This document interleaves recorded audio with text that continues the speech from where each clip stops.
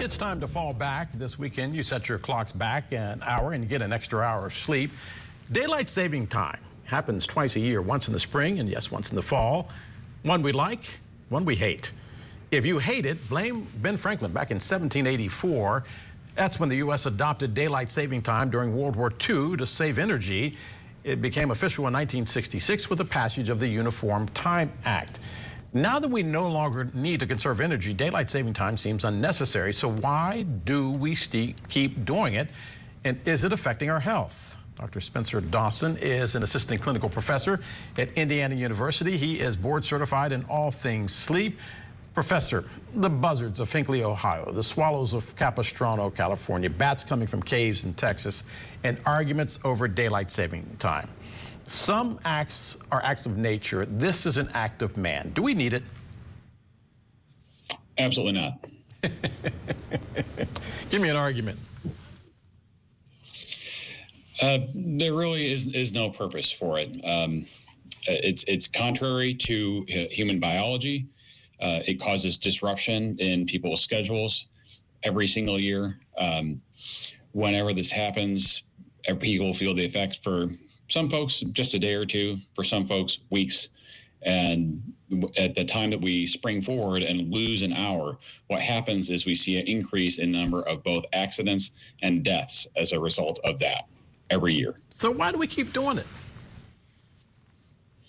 There's a strong political pressure to keep things as they are, and there is some counterintuitive properties to the time change. Everybody always forgets, which way are we going? Are we gaining an hour? Are we losing an hour? It's a little bit complicated for folks to wrap their heads around sometimes, and what I hear the most from people is that they want to have a lot of daylight after they finish their workday, not realizing that what this actually means in practice is that you're starting your workday an hour earlier relative to the only real clock that has any influence over your actual brain and body and how it regulates its timing with our circadian rhythms, which is the sun.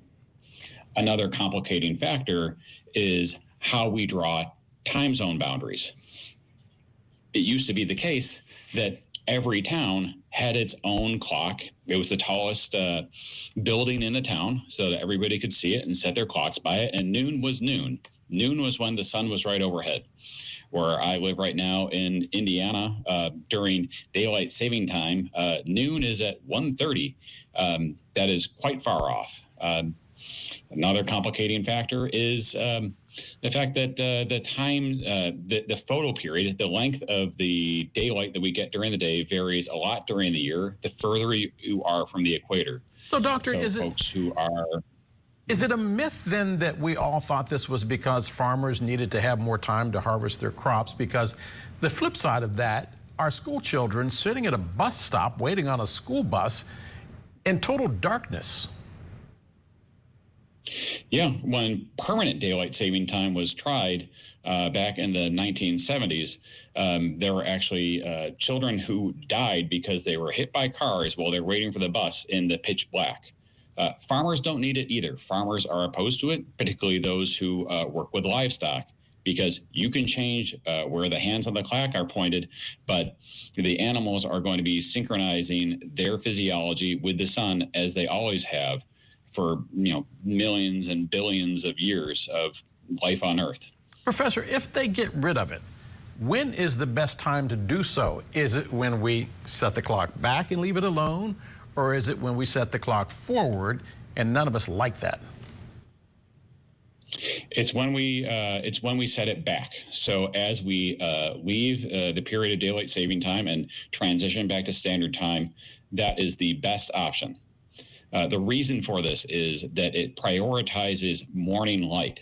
So we are getting up later relative to when the sun rises, which again is the only real objective clock that has any influence over our actual physiology. Doctor, experts say that time change creates confusion among people with Alzheimer's and dementia. True? There's certainly a very plausible mechanism for this. I'm not directly familiar with that research, but it is the case that there are significant problems with circadian rhythms in older adults or anybody with dementia, including particularly Alzheimer's disease, where folks experience things like sundowning is a very common phenomenon. This refers to a very regular daily phenomenon of people with Alzheimer's disease becoming particularly confused and agitated when the evening time comes. And any sort of changes to the timing like that and when they're expected to be active or not active relative to when the sun is up or down can be very disruptive.